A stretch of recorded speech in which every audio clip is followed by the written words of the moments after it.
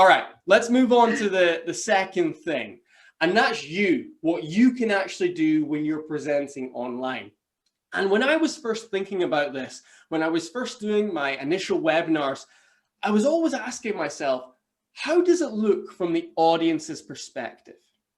And the reality is your audience is looking at a box. They're looking at a window, a screen, okay? That's what they see, whether it be on a phone or a laptop. It is a window that they are looking at. And I realized from watching other people and watching recordings of myself back for improvement, that the more this window is still, the more it's not active, the more I become a talking head, the less engaging the presentation becomes.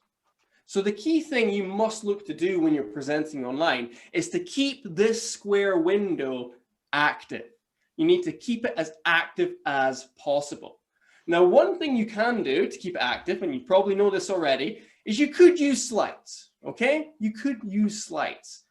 However, what most people tend to do with a slide is they show a slide and then they stay on that slide for a very long time. Now, what do you think the problem with that would be? Hugh, I'm going to come to you. What do you think? Boredom. Boredom, People right. Why do you think that's boring? Well, people read it very quickly and then they wonder what on earth is going to come next. Exactly. They read it, they're done with it, but it's still there, isn't it?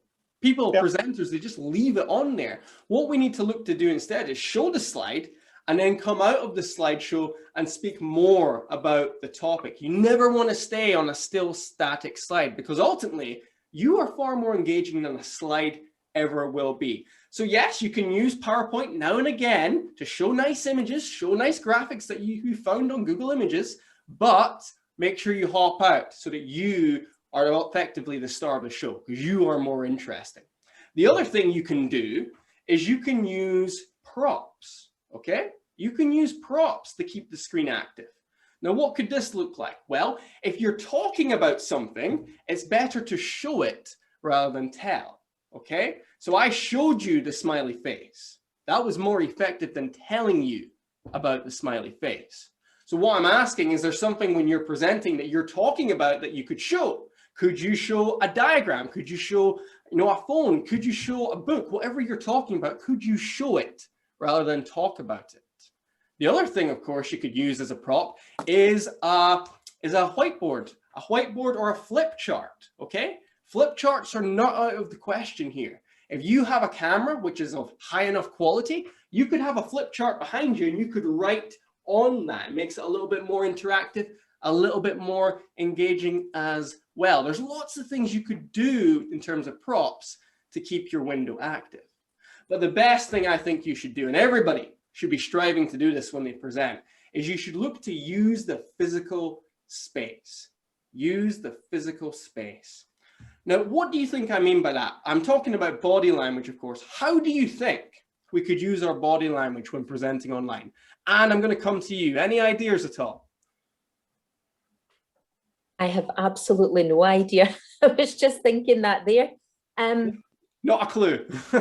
Well, I was thinking when you were talking there about normally when you're presenting, I would be standing up and I would be addressing the audience more, whereas when I'm here, I'm sort of sitting very static and looking.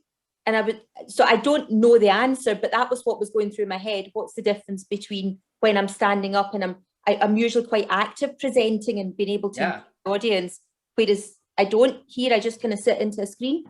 So it's quite interesting to think about. Yeah, well, I think you're along the right lines because one thing we can certainly do is stand up. If you've got the means, then you could stand up while you're presenting. Obviously, you have to get your camera high enough. So maybe it's getting a bunch of shoe boxes and piling them up like a Jenga tower. But if you do that, the benefit, there's a lot of payoff.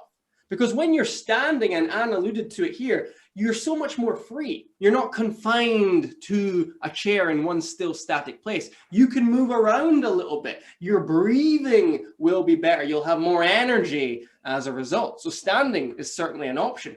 If you want to sit down, that's fine, but think about using your hands more. Think about gesturing to keep the screen active. That's a simple thing you can do. You've got your facial expressions as well. Let's not present with a blank emotional face. Let's have a little bit of passion in our presentations. Be expressive if you want to have an impact on your audience. So those are just a few ideas for in terms of keeping this screen active. You've got your slides, you've got your props, and you've got the use of the physical space as well.